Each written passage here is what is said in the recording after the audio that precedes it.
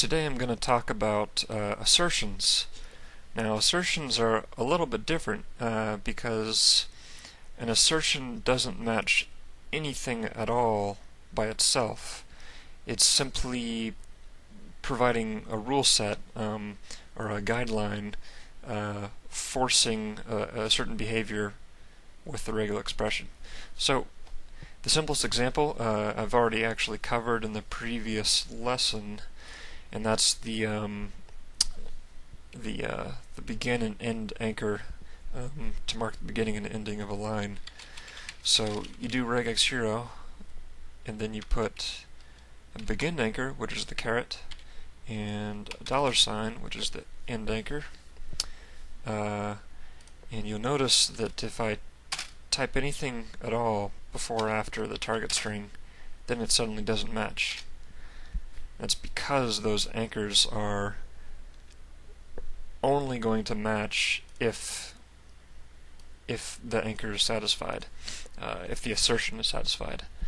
So I want to go through. So those are probably the most commonly used assertions right there. Very useful in a lot of cases. But I want to go over a few others. And as usual, you can check out all these yourself in the regex reference. Go to assertions.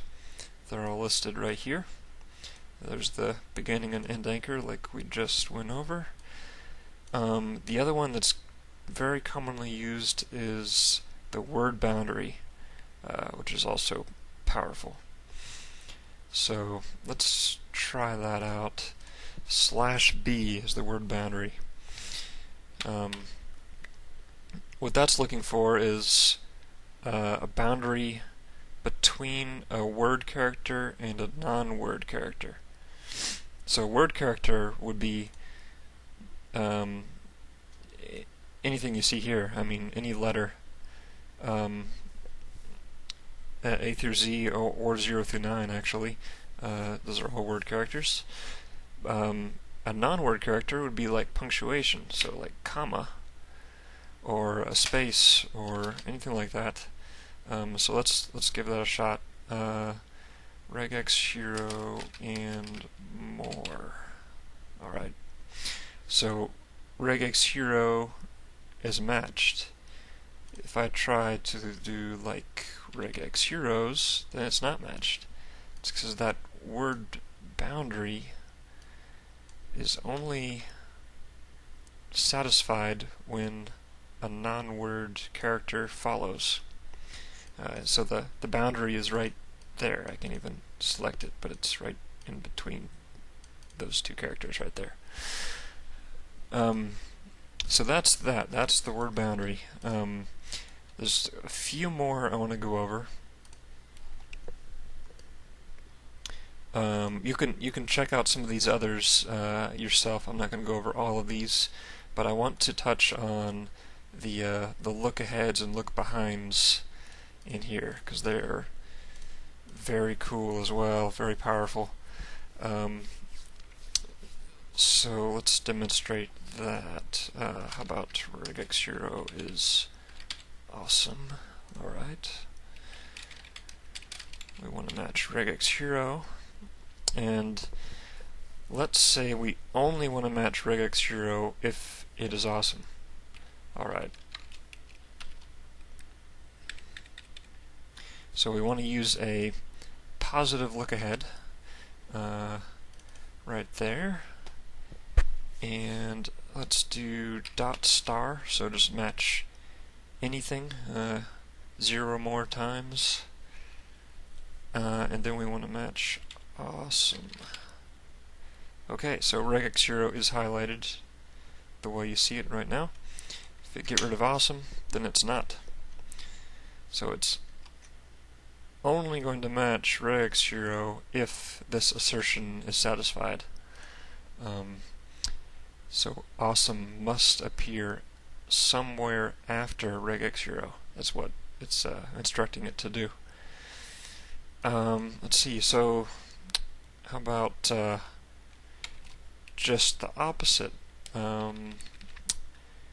A negative look ahead is going to be exactly the opposite of that. So it's going to it's not going to match if awesome appears somewhere after regex hero. So if it, say if regex hero was cool instead of awesome, then it matches all of a sudden. But if it is awesome, then it's not going to match. Okay, and the last two are so they're look behinds rather than look aheads, and they work, similarly to the look ahead, except that with the look behind, it's looking to the left instead of to the right. So let's do a look behind. How about we put regex hero in here, and then we put awesome outside of it. Yeah. So that's only going to match awesome if regex hero appears here in the target string. So let's get rid of it. Now it doesn't match awesome anymore. And of course, you can also turn that into a negative.